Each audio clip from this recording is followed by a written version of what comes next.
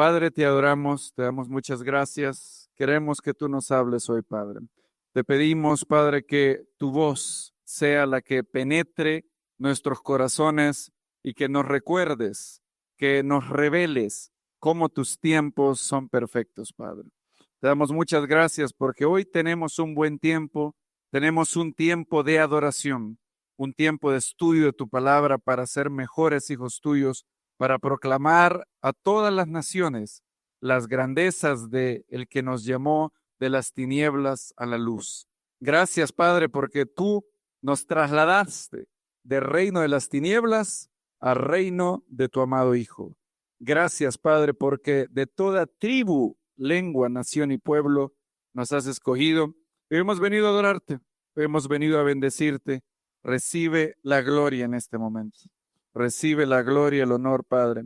Ningún otro nombre, sino el tuyo y el de tu Hijo Yeshua, como dice el libro de Revelaciones, al que está sentado en el trono y al Cordero, sea la alabanza, la gloria, la honra y el dominio, por los siglos de los siglos. Amén. Baruch Hashem. Quiero agradecer en primer lugar a los organizadores de este 9º Congreso Internacional de Comunidades Unidas en el Mesías y agradezco la invitación, la oportunidad que me hacen de compartir en esta ocasión de la palabra del Eterno. Ha sido una gran bendición para todos nosotros estar aquí y hoy vamos a usar mucho la Biblia, así que espero que todos tengamos nuestras Biblias y vamos a ir a Gálatas capítulo 4, verso 4. Gálatas, capítulo 4, verso 4. Y ahí hemos titulado a la meditación de esta tarde, el cumplimiento del tiempo. Pleroma tu kurion, dice en cronon, en griego, el cumplimiento del tiempo. Y vemos esa frase en Gálatas capítulo 4, verso 4. Vamos a leerlo ahí. Cuando lo tengan me dicen amén. Gálatas 4:4 dice así. Pero cuando vino, ¿qué? El cumplimiento del tiempo. Dios envió a su Hijo, nacido de mujer, nacido bajo la ley. Es una frase muy curiosa. El cumplimiento del tiempo. Según Pablo de Tarso, según el rabino Shaul, por alguna razón, dice él, en el siglo I era el cumplimiento del tiempo. El tiempo llegó al punto cúlmine donde el Mesías tenía que aparecer, nos dice él. De hecho, Yeshua, las primeras palabras del Evangelio que se reportan en el primer Evangelio que fue escrito, el cual es Marcos, si van a Marcos capítulo 1, vamos a ver cuáles son las primeras palabras que nuestro maestro dio. Vamos a ir a Marcos capítulo 1 ahora. Y vamos a ver esas palabras. Marcos 1, 14 al 15.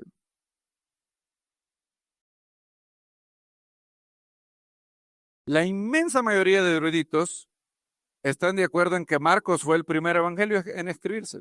De hecho, Lucas y Mateo lo utilizan como fuente. A pesar de que es el evangelio escrito por Marcos, es lo transmitido a Marcos por Pedro. La inmensa mayoría de eruditos están de acuerdo en eso. Bien se podría llamar el evangelio de Pedro. Marcos fue su secretario personal después de que Marcos dejó de viajar con Pablo, como hemos leído en el libro de Hechos. Y bien, en el primer evangelio que fue escrito, las primeras palabras que Yeshua dice son las siguientes. ¿Lo tenemos? ¿Estamos listos? Después que Juan fue entregado, Yeshua fue a Galilea proclamando el evangelio de Dios y diciendo, ¿y qué fue lo que se nos dice ahí? Se nos dice, el tiempo se ha cumplido. Marcos 1, 14 a 15, diciendo, el tiempo se ha cumplido y el reino de Dios se ha acercado. Arrepentíos y creed en el evangelio.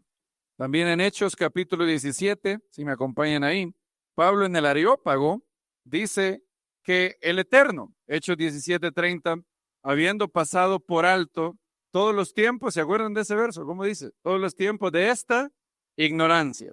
Ahora manda a los hombres en todo lugar que se arrepientan. Y hoy quiero considerar por qué era el cumplimiento del tiempo el siglo primero. Ahora, quiero hacer dos preguntas. Quiero que me contesten con toda sinceridad. ¿Pueden levantar la mano aquí los que creen que los tiempos de Dios son perfectos? Bien, levántenla. Todos los que creen eso. Muy bien.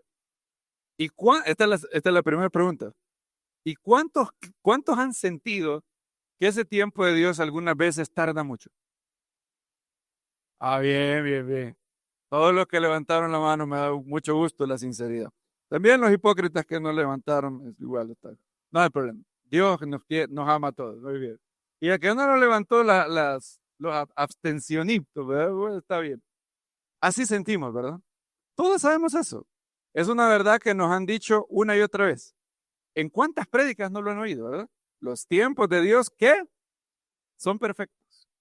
También hemos oído el Salmo 31. En tus manos están mis tiempos. Los tiempos de Dios son maravillosos. Ahora, sentimos que tarda mucho. Clamamos por sanidad, por ejemplo, y la sanidad no llega.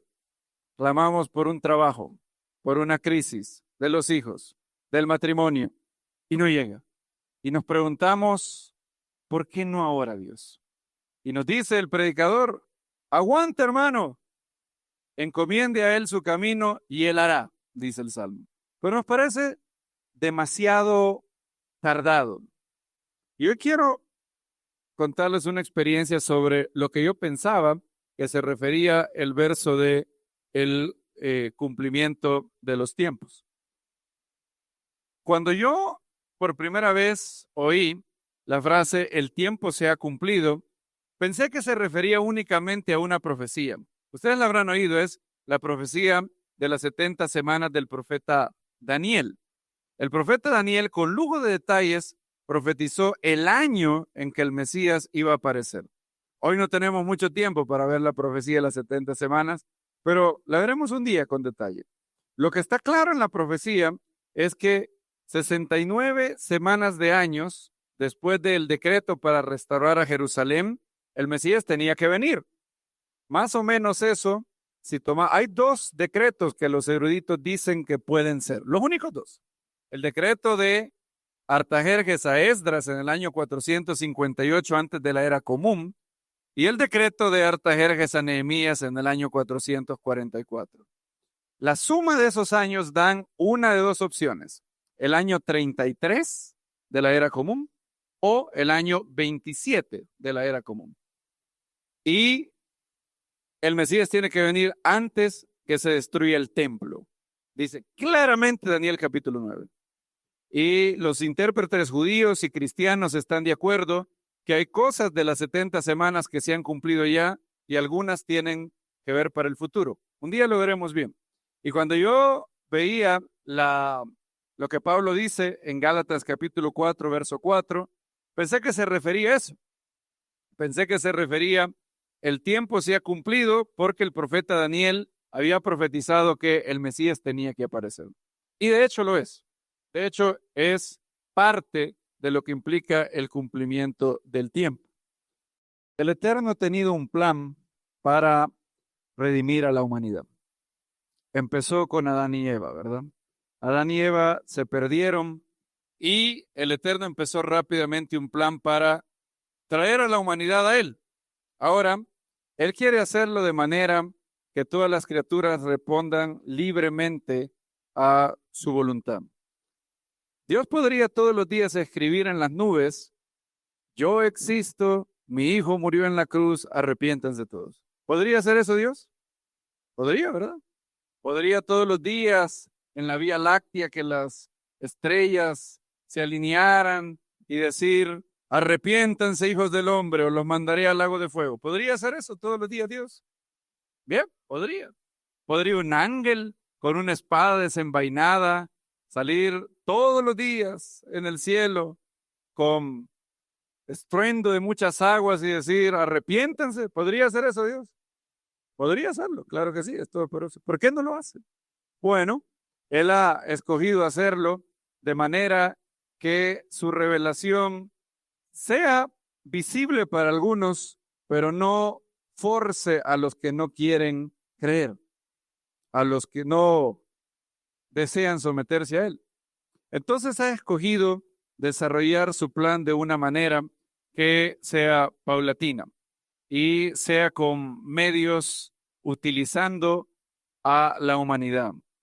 Queridos hermanos, la humanidad es una cuestión increíble. Pablo dice que los seres humanos nos alejamos rápidamente de él. Todo aquel que ha leído Romanos capítulo 1 sabe lo que él dice ahí. Dice que Dios entregó a los seres humanos que profesando ser sabios, ¿qué? Se hicieron necios a una mente reprobada. El mundo cayó rápidamente en idolatría, alejándose de Dios. Los arqueólogos nos cuentan la terrible depravación de los cananeos. En varios lugares donde los cananeos existían han encontrado altares llenos de huesos de niños de sacrificios humanos que se hacían a Moloch.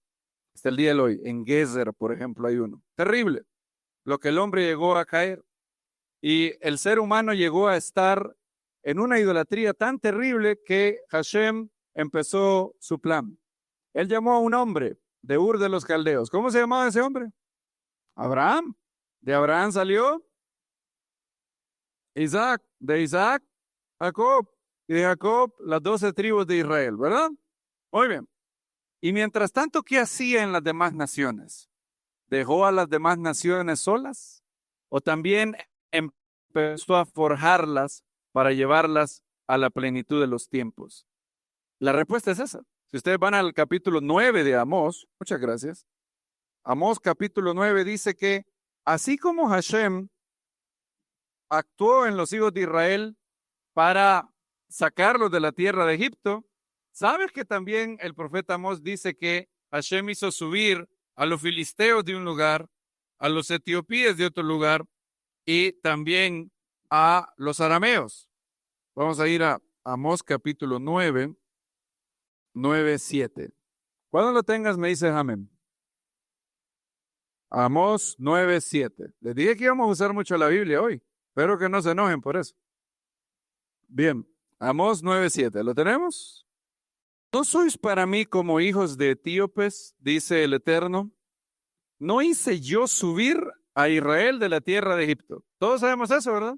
El Eterno hizo subir a los hijos de Israel de la tierra de Egipto. ¿Y a quién más? Miren lo que sigue diciendo el profeta Amós. Y de Caftor a los filisteos, y de Kir a los arameos.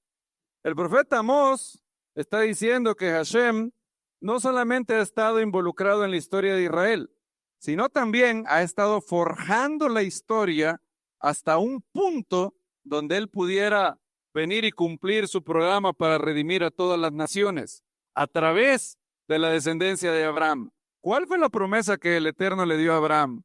Haré de ti una gran nación, te bendeciré, serás bendición. Y en ti, ¿qué dice?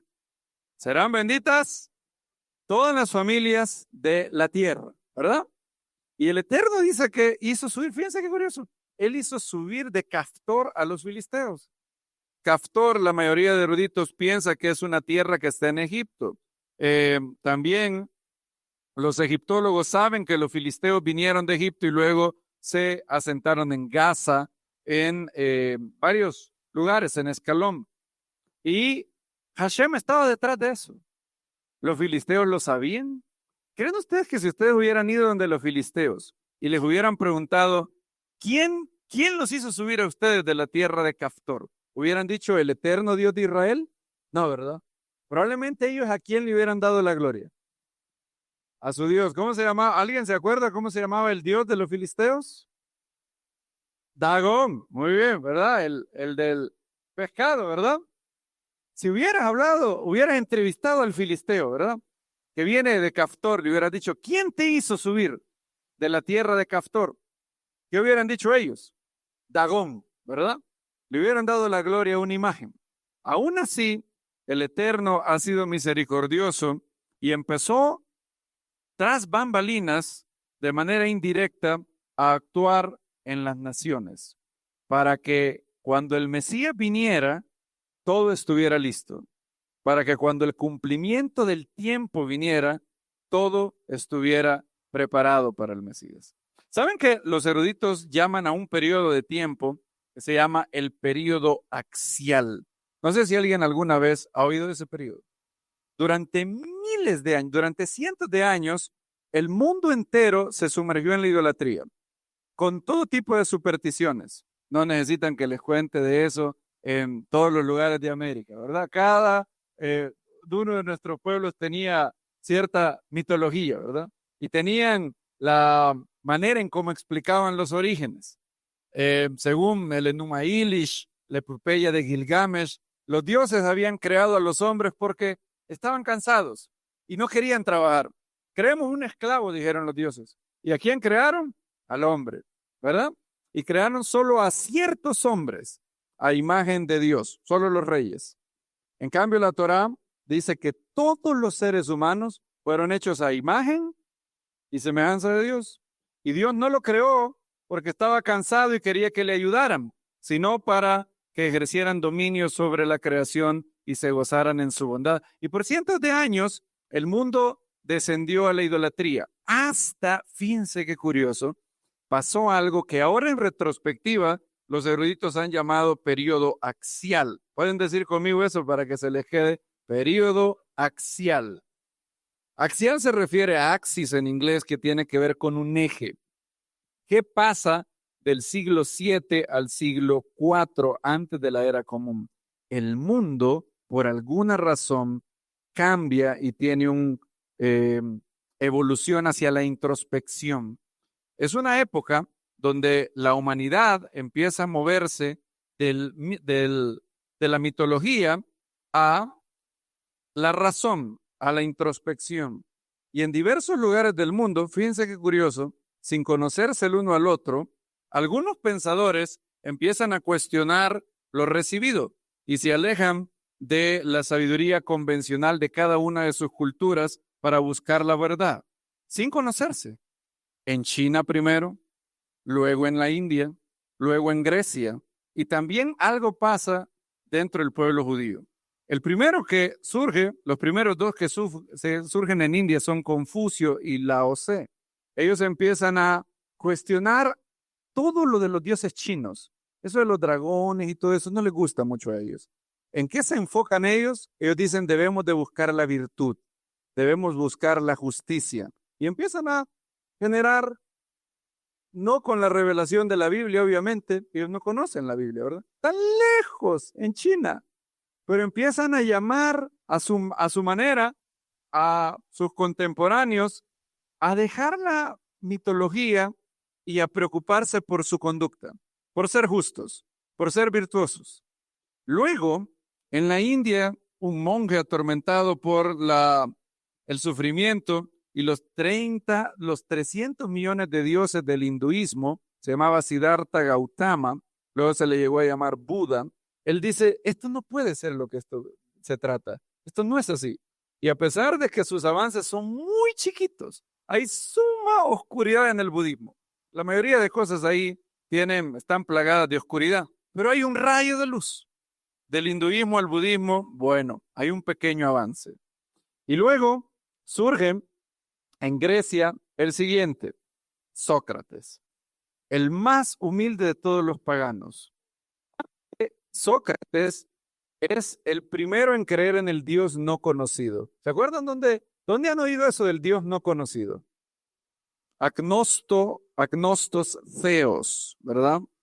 Sócrates recibe una profecía y la profecía le manda a una sola cosa, conócete a ti mismo. Sócrates, una profecía le dice, eres el hombre más sabio de Atenas. Y Sócrates dice, eso tiene que ser un error, porque yo no soy sabio. Yo soy una persona que siempre confieso mi ignorancia de las cosas. Hay En Atenas, dice él, deben de haber miles de personas que son más sabios que yo. Yo no puedo ser el más sabio. Además, voy a ir a hablar con los más sabios. Y habla con los más sabios. Y los más sabios se creen muy sabiondos, ¿verdad? Los sofistas piensan que lo saben todo. Sócrates es sumamente humilde y platica con todos y les dice, y cuéntame de Zeus. ¿Cómo sabes en realidad existe? Cuéntame más.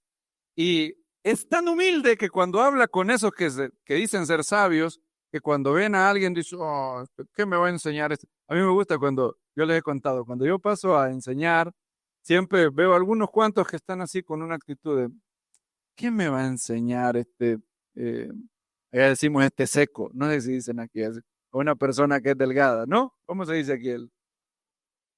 Este flaco, muy bien. ¿Qué me va a enseñar este flaco? Y Sócrates hablaba con los sabiondos y se dio cuenta de algo. Él era el más sabio de Atenas porque él conocía sus limitaciones y él quería aprender. Cada vez que hablaba con alguien, por ejemplo, con Eutifrón o con Gorgias, les dice, yo te veo a ti muy seguro de lo que crees, pero yo no sé. Pero si tú me puedes convencer a mí, te estaré, oigan cómo dice Sócrates, estaré eternamente agradecido contigo. Si tú me puedes enseñar la verdad, yo te lo agradeceré. Y se buscó problemas y lo mataron tristemente. Sus discípulos, Platón y luego Aristóteles, llegaron a legarle a Grecia una actitud de buscar la verdad. Cuando Aristóteles, en Ética Nicomaquea, tiene que diferir de su maestro Platón, lo dice así, miren, querido me es Platón, pero más querida me es la verdad.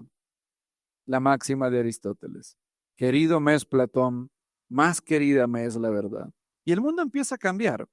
El mundo empieza a moverse del mitos al logos, de la mitología a la introspección. Fíjense, en diferentes partes del mundo. China, India, Grecia y ahora también Israel. En esta época surgen los profetas y los profetas tienen un mensaje para Israel. Hashem no quiere un ritualismo barato, un ritualismo despojado de espiritualidad. ¿Se han fijado que ese es el mensaje de todos los profetas? Oseas surge primero, de los primeros. Oseas dice, bondad quiero y qué? Bondad quiero y no sacrificio. Quizás no se lo pueden así porque en la mayoría de versiones dice misericordia quiero y no sacrificio, ¿verdad? Pero en hebreo dice Gesed, no Rahamim. Bondad quiero y no sacrificio. El profeta Isaías dice lo siguiente, me tienen hastiado los días de Shabbat. La luna nueva, las festividades me son ¿qué? Abominación. No traigas más vana ofrenda. Vuestras manos están manchadas ¿de qué? De sangre. Jeremías lo dice así, añadid el holocausto, la carne que se quema, a vuestros sacrificios y comed la carne. Andad y ved, cuando yo saqué a vuestros padres de la tierra de Egipto, yo no les hablé para nada. Ese día, eso vino después de sacrificios y holocaustos. Yo les dije, escuchen mi voz, obedezcan y seréis mi pueblo y yo seré por Dios.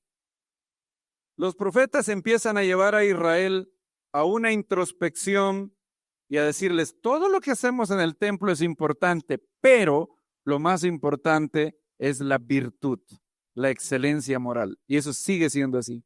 ¿Qué es lo primero que Pedro dice que tenemos que añadir a la fe? En segunda de Pedro capítulo 1, verso 5. ¿Se acuerdan qué es? Dice, si no, los que están en corazón y mente pura se tienen que saber este verso, ¿verdad? Si no, que, no, la hermana Violeta no está, pero bueno, yo le digo, yo le pongo quejas si no me lo dicen, ¿verdad?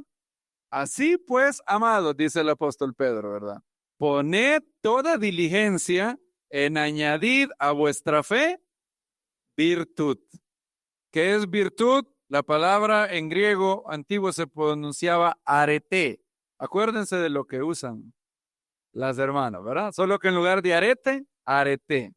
Hoy en la pronunciación griega moderna se pronuncia areti, significa excelencia moral.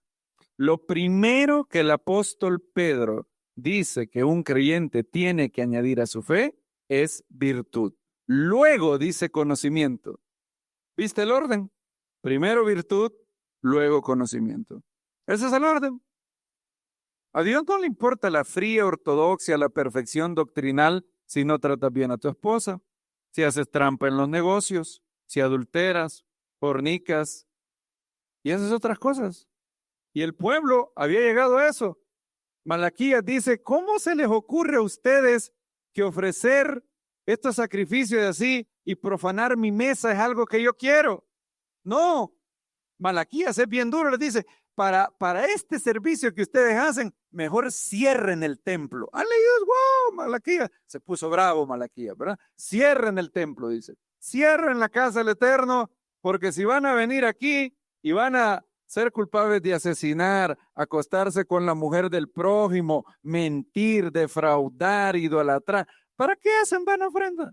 ¿Para qué traen al cordero? Y para terminar de malmatar, no traen el mejor cordero, traen al roñoso, al perniquebrado, y los profetas empiezan a transformar a Israel, empiezan a cada vez más al unísono decirles lo importante, queridos compatriotas judíos, es cómo andamos delante del Eterno. Miqueas lo dice así, miren, vamos a ir a Miqueas capítulo 6.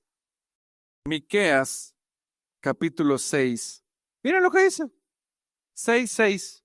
Voy a dejar que todos lo busquen. Miqueas 6:6. Había algunos judíos de la época de Miqueas que decían, bueno, está fácil. Yo peco y después voy a hacer un sacrificio. Miren qué bonito es el sistema. Peco y luego voy, llevo un toro o una cabra. Y bueno, listo. Miqueas dice, ¿con qué me presentaré al Eterno? ¿Lo tenemos ya? Miqueas 6:6. ¿Con qué me presentaré al Eterno y me postraré ante el Elión? ¿Me presentaré con holocaustos, con terneros de un año? ¿Aceptará el Eterno millares de carneros, millares de arroyos de aceite? ¿Daré mi primogénito por mi rebelión, el fruto de mis entrañas por el pecado de mi alma? Oh hombre, fíjense, oh hombre, Él te ha dicho lo que es bueno. Y Miqueas menciona solo 3 cosas. 3, nomás, 3 cosas. ¿Saben cuáles son? Solamente que hacer justicia, amar la misericordia, andarte humildemente con Dios. Eso había dicho el Salmo. El salmista había dicho, ¿quién morará en el monte del Eterno? ¿Quién habitará en su tabernáculo? ¿Qué dice? El que anda en integridad y practica justicia. Lo primero que menciona. El que anda en integridad y practica justicia.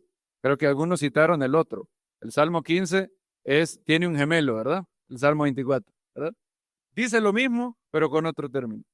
El Salmo 24 dice, ¿quién subirá, ¿verdad? Al monte del Eterno. Y dice, ¿el de qué? El de manos limpias y corazón puro. ¿Cómo lo expresa el gemelo? El Salmo 15. ¿Quién morará en el monte del Eterno? ¿Quién habitará en su tabernáculo? El que anda en integridad y el que practica justicia. No me gusta para nada la versión Reina Valera donde dice el que hace justicia. En hebreo dice, fíjense, el hebreo tiene una palabra poética muy curiosa. ¿Saben qué? La mejor traducción sería el que hace la justicia un arte. O sea, aquel que practica justicia. No es un hecho aislado, vive haciendo justicia. Y bueno, el Eterno empieza a preparar tanto al pueblo judío como al mundo no judío para lo que vendrá. El mundo cambia, empieza a dejar la idolatría y empieza a hacerse preguntas. En la India, en China, en Grecia, en Israel, empiezan a hacerse varias preguntas. ¿Qué es lo que cuenta? ¿Qué es lo más importante para Dios? Y empiezan a tener una sed por algo, verdad, justicia, misericordia. Ya empiezan a prepararse para lo que se vendrá. Y el Eterno empieza a preparar el mundo. Ahora, el siglo primero, queridos hermanos, Pablo lo describe como el cumplimiento del tiempo Y yo pensaba que solo era por lo que dice el profeta Daniel. No sabía, y el Eterno me reveló después, todo lo que pasó en el siglo primero que no había pasado antes. Y yo quedé así, wow, nunca había pensado en eso. Jamás. Nunca había sabido que en el siglo primero se conjuntaron una serie de cosas que lo hacían el tiempo indicado para que el Mesías viniera. No antes, no después. Tenía que pasar en el siglo primero. La primera de esas cosas, vamos a avanzar un poco ahí, querido hermano. No sé si ustedes saben cómo el lenguaje evolucionó y cómo llegamos al siglo primero y cómo desde el punto de vista de la evolución del lenguaje, el siglo primero es el cumplimiento del tiempo. Les quiero dar una breve historia del lenguaje. La forma más antigua del lenguaje, lo ven ahí, se llama pictografía. Esa escritura que tienen ahí, y me aparto para que todos la puedan ver, se llama protocuneiforme, ¿verdad? El problema de esa escritura es que es limitada. No se puede expresar conceptos un poco complejos. Surgió ahí por el año 4000, 3500. Si el Mesías es enviado por Hashem en el año 3500 antes de la era común, ¿cómo se hubiera proclamado y propagado el mensaje? Muy difícil. No se podían expresar conceptos con ese lenguaje. Ahora, luego la humanidad avanza y en el año 3000, antes del Mesías, hay un cambio y ahora hay un lenguaje que ven ahí que se llama fonogramas. Hace posible el uso de signos para expresar fonemas. Pero, mis queridos hermanos, se tenía que escribir en esas pequeñas tablillas de barro que ustedes ven. Ahí los arqueólogos descubrieron varias tablas en Ebla, que son de las más antiguas, las escrituras más antiguas, y también el código de Hammurabi. Pero imagínense cómo hacemos, supongan que la Biblia hubiera sido escrita en esas tablas. ¿Cómo hacemos para llevar eso? ¿La podríamos haber transportado de manera eficiente? Muy difícil, ¿verdad? Y bueno, vamos a tener que esperar unos cuantos años para que en Egipto, sí, los egipcios, Hashem ha usado a todo el mundo para su plan, inventen una cosa, el papiro. El papiro es una planta que empieza a crecer en Egipto y ellos le empiezan a ocupar para todo, para comida, pero principalmente para ser un material donde escribir. Y cuando se empieza a generar en Egipto, luego llega a ser propagado en Grecia y en Roma. El papiro sería un gran avance para la comunicación porque hace que se pudiera comunicar cantidades importantes en texto y transportación fácil. Fíjense qué gran bendición el papiro. Ahora, a pesar de la invención del papiro, el gran problema es que la mayoría del mundo no tiene, en la mayoría de partes, en ese entonces conocidas, un alfabeto. De hecho, fíjense, la primera que vemos es el alfabeto fenicio. Tenía 22 letras, miren. Surge en el año 1050 antes de la era común y tiene un sistema de 22 consonantes. Luego, en el año 800, nuestros amigos en Grecia, los griegos, desarrollan el primer alfabeto con vocales, ¿verdad? Alfa, beta, gimel, delta, epsilon, lambda, eta y hasta llegar a omega. Por primera vez, en el año 800, tenemos un alfabeto con vocales incluidas, donde se pueden diferenciar bien las palabras que tienen las mismas consonantes. 100 años después, surgen otros señores, no sé si los han oído, los etruscos. Ellos hacen un alfabeto utilizando el griego y llegan a modificarlo muy bien. Roma emerge, el imperio más cruel, más déspota, más desalmado, y aún así va a ser usado por Hashem. Qué curioso. ¿No es grandioso cómo el Eterno puede utilizar lo que quiera para su gloria? Muy increíble. Había una viejita que un día oraba todos los días. Señor, mándame comida, Señor, mándame comida, mándame comida. Porque tenía una gran escasez económica. Tú sabes que tengo hasta el viernes y ya no tengo comida para el viernes. Mándame comida, Dios, decía la viejita. Llegó el miércoles y ella oraba. Mándame comida, Dios. y había una bruja, una hechicera, que era la vecina de ella. Y la oía y decía, pobre tonta esta, pobre tonta. La oía. El jueves volvió a clamar la viejita, mándame comida, Dios. Y la vecina bruja decía, pobre tonta esta. Y el viernes llega, y después de que la viejita estaba desesperado, la hechicera llega y le lleva comida. Y le dice, toma, aquí te manda algo, no tu Dios, sino Satanás. La bruja. Y la viejita se hinca y dice, gracias Dios, cuando tú quieres bendecirme, hasta el diablo utilizas tú. Te agradezco, güey. Y bueno, lo más similar a Satanás es el Imperio Romano. El profeta Daniel, de hecho, lo describe como una bestia que ni siquiera se puede describir. Y a que no adivinan cómo el Eterno va a usar a Roma. Roma conquista a los etruscos y adopta el alfabeto de ellos. James Werner Wallace dice esta cita muy interesante. ¿Puede retroceder un poquito, hermano? Bien. Eso lo dice James Werner Wallace. Le voy a leer esa cita, lo pueden leer ahí. Para el año 100, oigan, antes de la era común, se convirtió el alfabeto etrusco en el alfabeto del imperio y siguió a los romanos a todas las regiones que conquistaron. El alfabeto latino es descendiente directo del etrusco. A medida que el imperio romano conquistaba la región más extensa de la civilización, también enseñó al mundo a leer y escribir con este alfabeto. También los romanos instauraron algo, la lengua franca. No era el inglés, hoy es el inglés, ¿verdad? Antes ellos expandieron una versión del griego, en griego antiguo se llamaba koiné, hoy se pronuncia kini en la pronunciación moderna. Significa común, el lenguaje de las masas. Y era la lengua franca, la lengua del imperio, la utilizada en comercio, en escrituras, en todo. Entonces, para el año 100, antes de la era común, es hasta ese momento que están dadas las condiciones para que todo el mundo tenga un ambiente en donde el mensaje de redención se pueda llevar rápidamente. El lenguaje llega en el año 100 antes de la era común al cumplimiento del tiempo.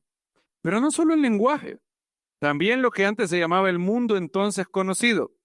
Antes del apogeo del Imperio Romano, la colonización del mundo no había llegado a un punto extenso. El mundo conocido no era muy extenso. Hasta el año 27, antes de la era común. La gran colonización del mundo se llevaría a cabo cuando un joven llamado Gaius Octavius se convirtiera en el primer y único emperador de Roma. Él tomaría el nombre de César Augusto y expandería el imperio como nunca antes para llegar a mucho más que el imperio persa y el imperio griego. Creo que han visto esa imagen algunas veces. Bien, ¿han visto esa imagen? Ese es Augusto. César Augusto. Ahora miren, para que ustedes comparen cómo era el mundo entonces conocido antes de Augusto, después del año 27. ¿Podemos avanzar? Bien. La primera imagen que ustedes ven, lo que está en negrito ahí, es el imperio egipcio. Luego el imperio persa. Luego el imperio griego, el greco-macedonio, Alejandro Magno y sus sucesores. El cuarto cuadro es el imperio romano bajo Augusto. El mundo, quitando América y las regiones más allá de China, Augusto rápidamente logra unificar un imperio nunca antes visto. Y eso hace que el mundo tenga una unidad curiosa que va a dar condiciones para que el mensaje de redención pueda esparcirse rápidamente. Antes del año 27, antes de la era común, estas condiciones no existían. ¿Qué es lo que logra Augusto también? ¿Han oído alguna vez una frase llamada paz romana? ¿Cuántos han oído eso alguna vez? ¿Ustedes han oído eso? Bien. ¿Qué significa eso? En el año 27, Augusto trae estabilidad. Antes del año 27, el ser humano, desde Adán y Eva, ha sido experto en algo, hacer guerras. ¿Saben cuánto? ¿Saben que los años en que aquel día vivía una estadística que me dejó atónito? Creo que solo eran 35 años. En toda la historia humana, solo han habido 35 años en donde no ha habido ninguna guerra en todo el mundo. ¿Pueden imaginarse eso?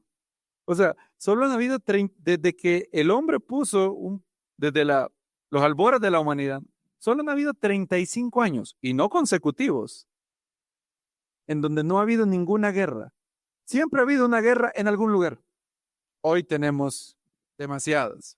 Y desde los albores de la humanidad, el ser humano ha sido violento y ha querido usurpar y robar.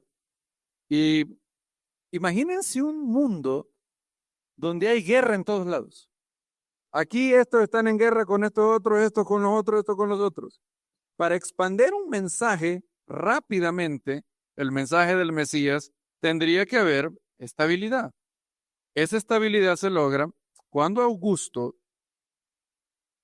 gobierna e instaura del año 27 antes de la era común, y ese periodo va a terminar en el 180 después del Mesías, un periodo conocido como la Pax Romana. Durante ese periodo hay relativa paz. No es que no haya ninguna guerra, pero todo el imperio, todo el mundo está sometido. No hay mayores guerras. Usted puede ir de una frontera a otra al estilo Pablo de Tarso. Puede moverse de Antioquía de Siria, Antioquía de Pisidia, luego a Iconia, luego a Jerusalén, luego a Tarso, luego a Tesalónica, luego a Filipos, luego a Grecia, luego a Corinto, luego a Éfeso, luego a Tiro, sin problema. Antes del año 27, eso no es posible. El mundo está convulsionado. Augusto llega, da un golpe sobre la mesa y hay paz relativa, ¿verdad? No absoluta. Hay alguna guerra, algún loco por ahí, pero hay relativa paz. ¿Cuándo empieza eso? Año 27 antes de la era común. Y también él empieza a hacer algo. Fíjense qué curioso. ¿Han oído un dicho? Si se los digo, un poquito para atrás, por favor. Bien. Todos han oído este dicho. Todos los caminos conducen ¿a dónde? ¿Por qué tenemos ese dicho? ¿Alguna vez le hemos dado la atención a eso? Bien. Para Augusto y también el Imperio Romano, de hecho antes que él, pero él como nunca antes, se le acredita algo que no había pasado antes del año 27 también. La rueda aparece temprano en la historia de la humanidad. ¿Dónde se crea la rueda? Ahí la tienen en Mesopotamia, ¿verdad? Encontramos luego el carro de 4 ruedas, alada por burros, primero de 2 ruedas, luego de 4 ruedas, pero no contamos con grandes extensiones de calles. El mundo antiguo no tenía las calles que tenemos. Hoy pensamos que el mundo siempre había sido así. No lo era así. De hecho, los primeros en invertir en calles y en grandes carreteras son los persas, el imperio persa. Ellos empiezan a hacer caminos para moverse militarmente, pero no mucho. Hay una vía de los persas que es muy conocida, puede ir al camino royal hoy allá por Irán, pero ellos no avanzan mucho. Los griegos tampoco lo hacen debido a que hay muchas colinas y montañas y los griegos deciden no invertir mucho en calles hasta que el Imperio Romano aparece y cambia todo eso. Roma comenzó rápidamente la construcción de grandes caminos. Hay un camino, ese que van a ver más adelante, se llama la Vía Apia. Empezó a construirse en el año 312 antes de la era común. Roma se embarca en hacer miles kilómetros de carretera. En primer lugar, para fines militares. Roma quería sofocar rápido cualquier rebelión. Y adivina qué necesitas para mover rápido carretas, caballos, caminos buenos, ¿verdad? Vías buenas. Entonces Roma empieza a hacer miles y miles de caminos, hasta que Augusto llega y prácticamente conecta todo el imperio con carreteras de alta calidad. De ahí el dicho, todos los caminos llevan a Roma. Roma, de hecho, llegaría a cubrir una amplia área de caminos. ¿Cuándo es que ellos terminan la mayor parte de esos caminos? En el año, adivinen, 100 antes de la era común. Hasta ese tiempo, la infraestructura del mundo antiguo no estaba dada para que un mensaje se pudiera expandir de manera rápida. Y se avanza también en esto. Por eso, queridos hermanos, esas son solo algunas cosas. Lenguaje, la evolución espiritual, la introspección del hombre que empieza a pasar en el periodo axial. Luego, el mundo entonces conocido se unifica. Una lengua común, avances en carreteras. Todo se da. Y el profeta Daniel nos da también una fecha donde el Mesías no puede pasar: la destrucción del templo, el año 70 antes de la era común. Entonces, piensen en la ventana de tiempo en la cual el Mesías tenía que venir. Estamos hablando que el Mesías tenía que venir para que todo esto se diera, para que las condiciones llegaran al cumplimiento del tiempo en una ventana chiquitita de tiempo, del año 27 antes de la era común al año 70. Pero el profeta Daniel lo delimitó más. Él dice que tiene que pasar 483 años después del decreto para destruir a Jerusalén, y eso es en el año 27 ya de la era común. Y el Mesías aparece exactamente ese año. En el año cuando las 70 semanas del profeta Daniel, Yeshua llega y dice: el tiempo que se ha cumplido, arrepentíos y convertíos y creed en la buena nueva. De hecho, en el día exacto donde las 70 semanas llegaban a su fin, él estaba en un 10 de Nisan en Jerusalén, en un pollino, y lloró por la ciudad. Estando en Jerusalén, él dijo: oh, si por lo menos este día tú conocieras lo que es y tu paz, pero encubierto ante tus ojos. Y queridos hermanos, ¿cómo podemos aplicar esto a nuestra vida? Ahora, no sé ustedes, cuando yo vi esto dije: wow, yo no sabía eso. No sabía que hasta el primer siglo fue el siglo exacto, la culminación en donde la raza humana estaba lista para que el Eterno enviara al Mesías. Bueno, ¿ustedes lo sabían? Yo no lo sabía. Pensé que solo se refería al profeta Daniel. Ahora, el Eterno vida, cuando estaba haciendo esta investigación, y pensé en que esto es exactamente lo que pasa en nuestras vidas. Nosotros pensamos: ya el Eterno debería de haberme contestado. Imagínense un judío en la época de los macabeos, año 165 antes de la era común. Si ustedes le preguntan a ellos, a los judíos del tiempo de los macabeos, ¿no crees que el Eterno debería enviar a Mesías ya? ¿Qué le dirían ellos? Pero para ayer debería enviarlo, ¿sí o no? Así decimos nosotros, ¿verdad? ¿Cuándo queremos las cosas? Para ayer. El mejor tiempo era ayer, el segundo mejor tiempo es hoy. ¿Tenemos paciencia? No. Somos de los que oramos: Dios, dame paciencia, pero ya. Así oramos, por paciencia. Y muchas veces nos imaginamos que el tiempo de Dios se está retardando mucho. Y el Eterno te quiere decir el día de hoy, y nos quiere decir: todo está bajo control. Todo está bajo control. Hay cosas que yo manejo, así como yo no tenía en cuenta todas esas cosas.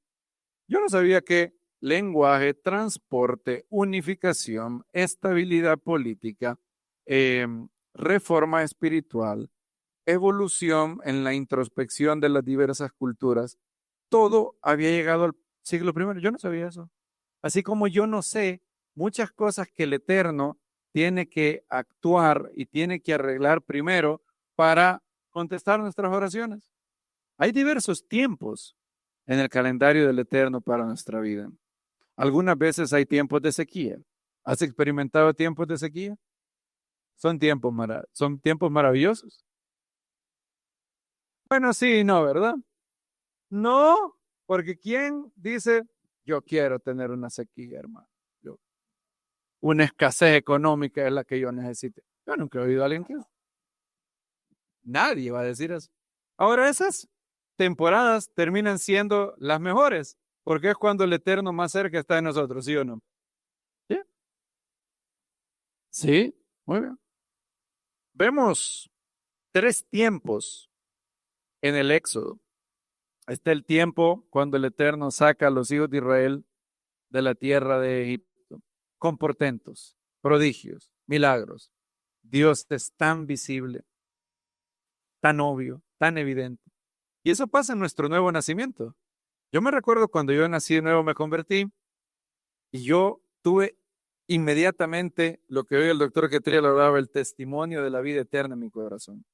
Y el Eterno empezó a actuar de una manera que yo lo veía tan maravilloso.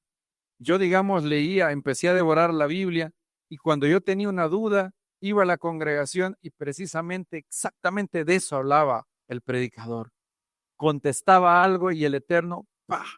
En 2 días tenía la respuesta. Para mi primer trabajo, oré, hice un voto con el Eterno, yo he dado este testimonio en otro lugar y no le puse condiciones, pero le di características. Padre, quiero un trabajo donde yo pueda guardar Shabbat y gane por lo menos, no menos de $400, no menos. A los 15 días me contestan y me dicen, tenemos un trabajo para ti, vas a ganar $420 más una bonificación, pero tenemos un problema. ¿Cuál es el problema? Que solo hay descansando sábado. Vas a tener que trabajar domingo, me dicen ellos. Ese era el problema. Y yo digo, bueno, esos problemas tan bonitos. Fíjese, me dicen, antes de esto, todos los trabajos donde yo entré eran descansando domingo y trabajando sábado. Pero me dicen, esta es la primera wave donde solo ya necesitamos que trabajes domingo y descanses sábado. Y yo le dije, bueno, sí, bueno, está bien. Y por dentro estaba, y me acuerdo que fueron 15 días de espera. Qué bonito. Yo me había convertido hace pocos años y me acuerdo que habían varias oraciones que el Eterno, oración elevada, boom, oración contestada. Qué lindo. Lo mismo pasó con el profeta Daniel. El profeta Daniel oró, confesó los pecados en Daniel 9. Menos de 20 minutos después, el ángel Gabriel bajó y le reveló la profecía de las 70 semanas. 22 minutos. Qué bonito. Y quizás como Daniel nosotros pensamos así va a ser siempre. Siempre oración elevada, oración contestada. Adelantemos un capítulo, Daniel 10. No, no lo hagan, pero en su casa, o síganme. Daniel vuelve a orar. Y ahora no hay respuesta. ¿Saben cuánto tarda la respuesta? No 22 minutos, 22 días. Llega el arcángel Gabriel otra vez y le dice, el príncipe de Persia me estorbó y tuvo que venir ¿quién? Miguel, el príncipe de tu pueblo a socorrer. Fíjense que Daniel 9, Daniel eleva una oración y la respuesta llega en 22 minutos, más o menos, o 20 o 15.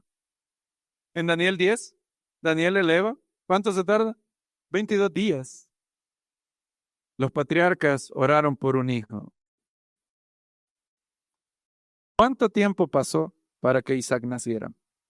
20 y pico de años, ¿verdad? Isaac, para tener a Jacob, 20 años. Y vemos esa cifra de los 20 años en los patriarcas. 20 años se dice fácil, pero un gran tiempo. Tiempo increíble. Y algunas veces el Eterno, está el tiempo de Pesach, donde el Eterno contesta con mano fuerte y brazo extendido. Y luego hay otro tiempo, no muy bueno, el tiempo del desierto. Qué feo ese tiempo. A nadie le gusta. Si somos sinceros, no nos gusta. ¿Cuántos disfrutan la escasez económica aquí? ¿Quién va a disfrutar eso? La enfermedad, la crisis matrimonial, la crisis de los hijos. ¿Quién va a disfrutar eso? Y el Eterno nos lleva a desiertos. ¿Por qué? Bueno, cuando somos pequeños, nuestro papá sostiene nuestra mano. Cuando nacemos de nuevo, somos bebés. Y para enseñarnos a caminar, el Eterno tiene que meternos los dos brazos aquí y sostenernos, ¿verdad? Caminamos bien bonito. Pero llega un punto donde para llevarnos a la madurez, el Eterno tiene que hacer esto con nuestra mano. Adivinen, soltar. Porque si no, somos robots. Él tiene que dejarnos crecer. Y por eso, incluso Yeshua, que nunca pecó, tuvo que ir al desierto. Fue impulsado por el Espíritu para ir al desierto. Segundo tiempo, desiertos. Tercer tiempo, y esto es más o menos simultáneo con un desierto, tiempos de oasis. ¿Se acuerdan que en medio del desierto llegaron a Elim? ¿Y qué había en Elim? Habían palmeras, ¿verdad? ¿Cuántas palmeras? ¿Y cuántas fuentes de agua? 12. 12 y 70. 12 según las tribus de Israel, 70 según las 70 naciones. En medio del desierto hubo un oasis. Eso es lo que hace el Eterno muchas veces. Vas en el desierto de la vida. Es más, me atrevo yo a decir, ¿qué es lo que pasará en un buen intervalo de nuestra vida hasta que llegue la... Serán tiempos de desierto y tiempos de oasis. Aún en tiempos de desierto, el Eterno tiene misericordia y nos deja saber su bondad. Por eso el gran rabino Joseph Soloveitchik dice que, ¿por qué la Torá nos dice que los transportistas, los ismaelitas, llevaban incienso? ¿A quién le importa eso? Dice el rabino Joseph Soloveitchik. ¿A mí qué me importa qué llevaban los ismaelitas? ¿Por qué tengo yo que saber eso? ¿Por qué Moisés cree que fue importante decirme y los ismaelitas llevaban incienso? Bueno, un buen número de ismaelitas transportaban alquitrán y tabaco, que no huele muy bonito. Pero el Eterno tuvo un detalle con Joseph.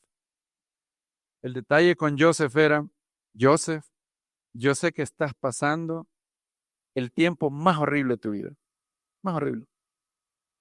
Te secuestran, te venden, todo por hacer las cosas bien. Y tú te preguntas por qué. Y en este momento, Joseph, yo no te puedo decir por qué. No te puedo dar respuestas.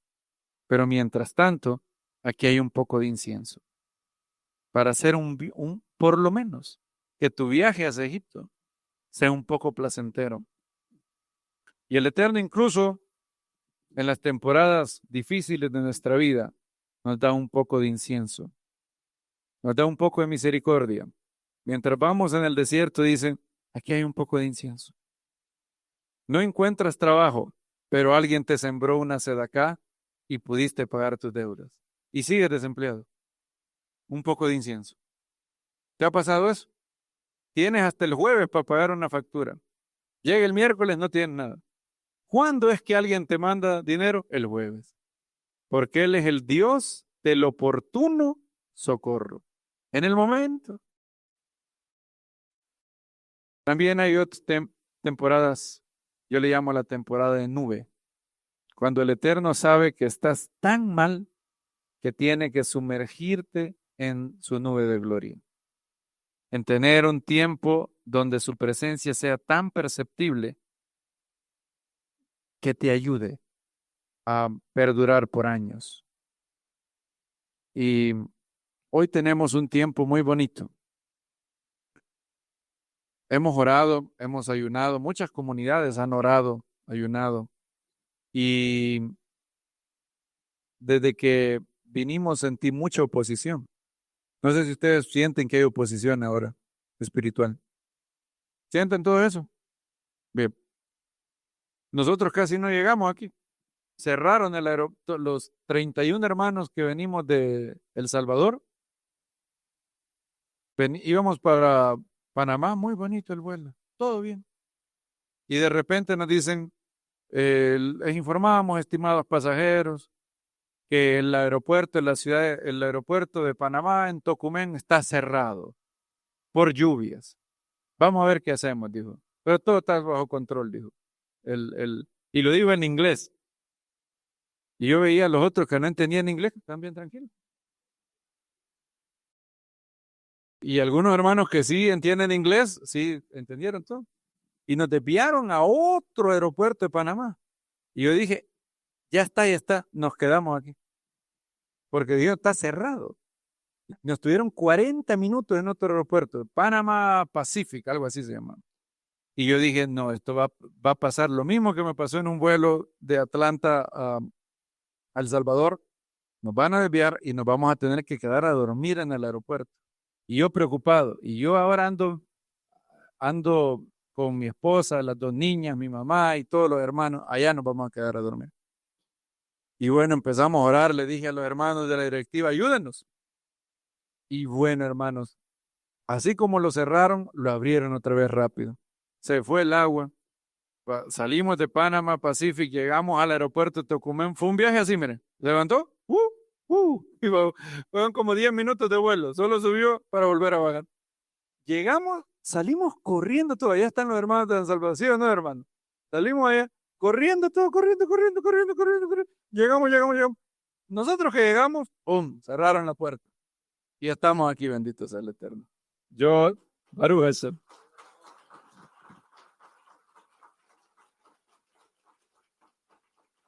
Y todos, hay muchos que tenemos una historia así hoy. Tenemos el gran privilegio de tener a nuestros hermanos de Cuba, que yo oí todo lo que tuvieron que pasar. Quiero que me digan, 18 horas de transporte. Dariel, ¿fue así? 16 horas de tu casa a La Habana. Ustedes saben que ese hombre se montó en un camión 16 horas para llegar de donde vive a La Habana. Tuvo que sufrir todo tipo de dificultades, pero este era el tiempo del Eterno para que ellos estuvieran aquí. Y por eso está aquí. Bendito sea su nombre. Baruch Hashem.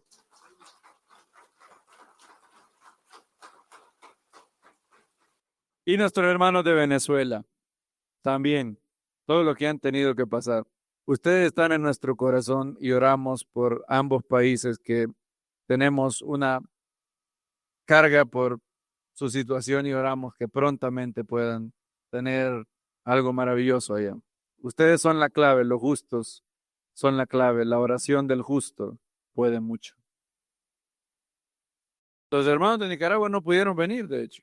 Y bueno, este es un tiempo especial, un tiempo maravilloso. Y así como la Biblia habla de un cumplimiento del tiempo, personalmente, la Biblia dice, en tus manos están mis tiempos. Y este es un tiempo de Dios para cada uno de nosotros, para cada uno de los que estamos aquí. El Eterno va a hacer cosas maravillosas. Nos va a equipar, vamos a tener tiempos de adoración, vamos a tener tiempos de convivencia. Hechos capítulo 2 nos mencionan las 4 cosas en las que perseveraban los discípulos: la doctrina de los apóstoles, el partimiento del pan, la comunión los unos con los otros y la oración. Esas 4 cosas vamos a tener en estos 7 días. Baruch Hashem. Y queridos hermanos, de verdad, me gustaría que nos pusiéramos en pie para orar. Vamos a donde tú estás. Yo no sé tu situación. Yo no sé lo que estás pasando. Quiero que cierres tus ojos para poder concentrarte, no perder el enfoque. Y que ahí donde tú estás empieces empecemos a orar por esos tiempos que el Padre tiene en su sola potestad. Gracias, Señor, por mis hermanos aquí. Gracias, Señor, por todos ellos que los has traído de varios lugares, Padre.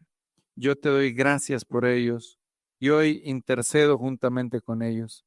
Te pido por aquel que está quejado de una enfermedad, Padre, que en el nombre de Yeshua, el nombre que es sobre todo nombre, tú des sanidad, Padre, en esta hora. Sana totalmente todo problema de la espalda, todo problema de los ojos, todo problema cardíaco, todo problema de los riñones, todo problema del estómago, Padre. En esta hora, en el nombre de Yeshua, da total sanidad, Señor. Te pido por aquella persona que necesita un milagro urgente. Te pedimos, Padre, intercedemos por ella para que tú le contestes, Padre, que en este momento sea revestido de poder de tu Espíritu y que haya total sanidad, Padre. Te pido por aquellos que tienen una crisis en sus matrimonios, que piensan que ya no se puede hacer nada, que este sea un nuevo tiempo para ellos, Padre. Que en estos 7 días sean edificados, sean sanadas heridas, Padre, que han estado ahí desde hace años. Que tú puedas, Señor, restaurar todo lo que tenga que ser restaurado, sanar, Padre, romper cadenas, quemar toda raíz de amargura, Padre, en el nombre de Yeshua, que sea echada fuera de esos corazones, Padre. No queremos dar lugar al diablo, como dice la carta a los Efesios. Te pido por cada uno, Padre, que tiene una estrechez económica, que tú puedas oírlo, Padre. Así como dijo el rey Salomón, cuando el extranjero que viniera de lejanas tierras orar hacia ti, tú contéstale desde los cielos para que aprendan a temerte todos los días. Padre, tú has dicho que tú eh, amas al dador alegre. Tú has dicho, Padre, que si damos al pobre, te prestamos a ti, Padre. Te pido que bendigas a cada uno de mis hermanos, que bendigas sus negocios, que bendigas sus estudios, que bendigas sus trabajos y que este tiempo sea un tiempo de mucha bendición. Gracias, Señor. Gracias. A ti sea la honra, a ti sea la gloria por los siglos. Amén. Muchas gracias, queridos hermanos.